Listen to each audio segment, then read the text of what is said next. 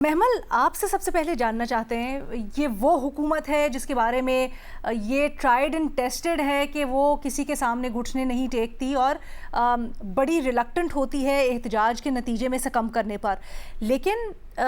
ये जो कामयाबी मिली है इस मूवमेंट को, ये सिर्फ इशू स्पेसिफिक है या फिर ये कुछ बड़ा जाहिर करती है और ये आइडियोलॉजिकल और पोलराइजेशन जो भारत के अंदर है, ख़ास तौर पर सियासत के अंदर, ये उसके ख़िलाफ़ भी एक तवाना राय का सबूत है? अच्छा अलीना, देखिए जो ये एहतजाज था ये तो वैसे एजुकेशन रिफॉर्म्स के बारे में था। और जो पेपर लीक के बारे में, तो ये था स्पेसिफिकली एजुकेशन से रिलेटेड, और ये किसी पॉलिटिकल आइडियोलॉजी या किसी पॉलिटिकल एफिलिएशन की वजह से नहीं हुआ था स्टार्ट। और इसमें अलीना जो चीज़ डिफरेंट थी, मतलब मैं तीन जो आप मसाले ले लें, अगर पहले जो प्रोटेस्ट हुई हैं इस दौर के अंदर मोदी की रजीम के अंडर, तो एक वो जो जेएनयू में प्रोटेस्ट हुई थी, तो उसके ऊपर जो इल्ज़ाम यही लगता था कि ये तो कम्युनिस्ट हैं, तो इनकी बैकिंग तो फॉरेन वो उस पर हो रही है, सारा कुछ इस तरह के इल्ज़ाम उन पर टैग लगे। अच्छा, जब फार्मर्स प्रोटेस्ट हुई, हालांकि उनकी तो खैर डिमांड भी मानी गई, लेकिन उसके बावजूद उन पर इल्ज़ाम लगा कि ये खालिस्तानी है और ये एंटी नेशनल है। अच्छा, जो सिटीजनशिप अमेंडमेंट एक्ट वाला सीए वाली प्रोटेस्ट हुई, उन पे जो है वो टारगेट किया गया मुसलमानों को और कहा गया ये मुस्लिम बैक्ट है, और फिर इस तरह के उनके ऊपर इल्जाम। अब ये जो एजुकेशन वाली थी, एक तो खैर ये नंबर्स बहुत बड़े थे लीना, दूसरा ये कि इसको वो पॉलिटिकली कोई टैग नहीं कर सकी। ये जो इतनी बड़ी डिमांड भी मानी गई है, मैं भी इसके ऊपर आती हूँ, लेकिन मैं वैसे बता रही हूँ कि ये इसलिए भी इसको टैग नहीं कर सके क्योंकि इसके अंदर हर तरह की फैमिलीज, हर तरह की क्लास अफेक्टेड थी। खास तौर पे इसमें वो फैमिलीज भी थी जिन्होंने बीजेपी को वोट दिए, यानी कि बीजेपी के वोटर्स भी इसके अंदर थे। और ये दूसरा ये कि ये किसी पॉलिटिकल जमात से एफिलिएटेड भी नहीं थी, ये किसी मजहब से भी एफिलिएटेड नहीं थे उस तरह। ये तो हर तरह, हर मजहब के लोग आए, जैसे मैंने कहा, हर पॉलिटिकल एफिलिएशन के लोग इकट्ठे हुए, और उनका मसला था कि पेपर लीक से उनका फ्यूचर इफेक्ट होता है। क्योंकि अलीना, बहुत सारे बच्चे, आपने नंबर्स तो देखे हैं कि लाखों की तादाद में बच्चे जो है वो जब ये एग्जाम देते हैं, और जब इस तरह पेपर लीक हुआ और कैंसिल हुआ, तो उसके बाद 20 बच्चों की सुसाइड कोई छोटा नंबर नहीं, बहुत बड़ा नंबर है। फिर ये है कि मैं कुछ लोगों के कमेंट्स भी देख रही थी कि वो कुछ नंबरों की वजह से वो एमबीबीएस की बजाय वो बीडीएस में चले गए। पहले जब वो क्वालिफाई कर चुके थे, लेकिन जब उन्होंने रीटेक किया एग्जाम, तो फिर उनका वो क्वालिफिकेशन नहीं हो सकी। तो ऑब्वियसली उन बच्चों का फ्यूचर बहुत बुरी तरह से मुतासिर हुआ, और इसीलिए वो है कि ये जो एजुकेशन में करप्शन हो रही है, क्योंकि गालिबन 5 सालों में तीसरी दफा पेपर लीक इस तरह से हुआ। तो वो उनका ये था कि जो एजुकेशन के अंदर करप्शन हो रही है, इसके अंदर रिफॉर्म होने चाहिए, और एजुकेशन मिनिस्टर का जो रेजिग्नेशन है वो वाकई ही बहुत अहम है। उसकी भी मैं आपको वजह बताती हूँ कि ये हुआ क्यों है। अहम इसलिए रीना, क्योंकि जो है 2014 से लेकर 2026 तक जो मोदी की हुकूमत रही है, इसके अंदर आज तक किसी वजीर ने, यानी फुल कैबिनेट मिनिस्टर की मैं बात कर रही हूँ, उसने इस्तीफा नहीं दिया। एमजे अकबर ने जरूर दिया था, लेकिन वो जूनियर मिनिस्टर थे, और वो भी मी टू मूवमेंट की वजह से उन्होंने दिया हरासमेंट था। चार्जेस थे ये जो है, जी, ये जो है, ये तो एक पूरी मूवमेंट की वजह से इन्होंने इस्तीफा दिया है। और ये इनके बहुत करीबी थे मोदी के, यानी ये बहुत एक अहम मिनिस्टर थे, तो इनका इस्तीफा देना इसलिए इंपॉर्टेंट है कि it did shake the system in a वे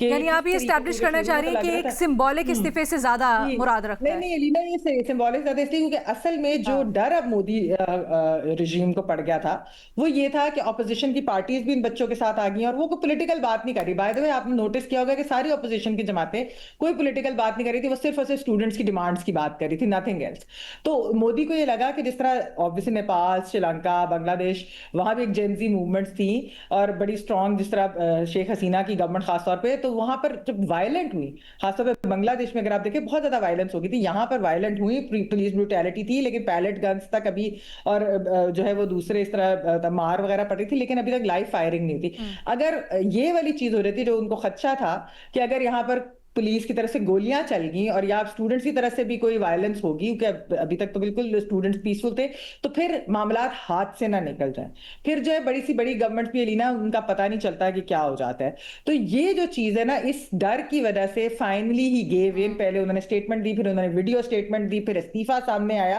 तो ये चीजें अहम जरूर हैं। हाँ, आप जो अब बात कर रही हैं लीना कि क्या ये क्योंकि पॉलिटिकल या वो वाली चीज नहीं थी, एक जो आइडियोलॉजिकल या पोलराइजिंग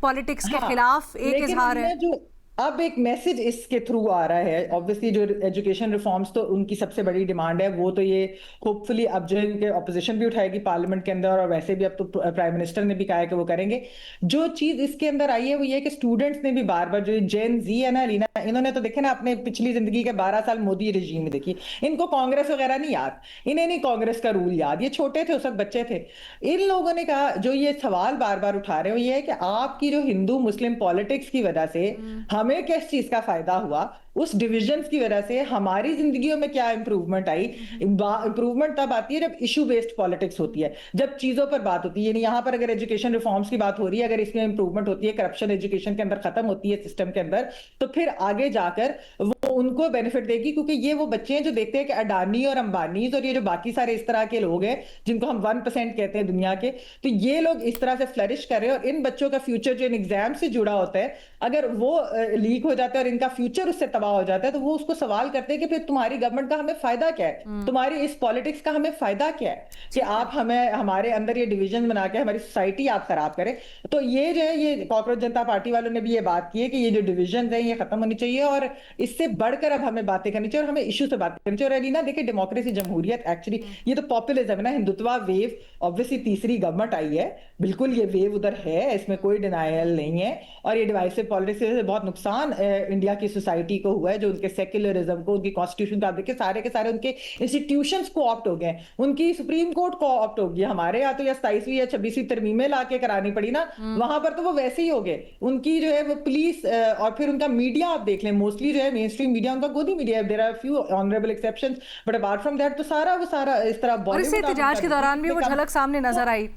अच्छा, इसलिए ये इंपॉर्टेंट है कि how this goes forward. And ये जो जेन जी है, आई डू बिलीव कि आई हैव होप कि ये जो है ये बढ़ेंगे हिंदू मुस्लिम डिविजन्स के और इस तरह के डिवाइसिव पॉलिटिक्स से बढ़कर, और ये जो है ये कहेंगे कि इशू बेस्ड चीजें होनी चाहिए, और खास तौर पे ऐसे रिफॉर्म्स होने चाहिए जो उनके मुस्तकबिल को सिक्योर कर सके। लेकिन ये कि उससे कोई अभी ऑब्वियसली फौरन तो कोई उसके नताइज नहीं आएंगे।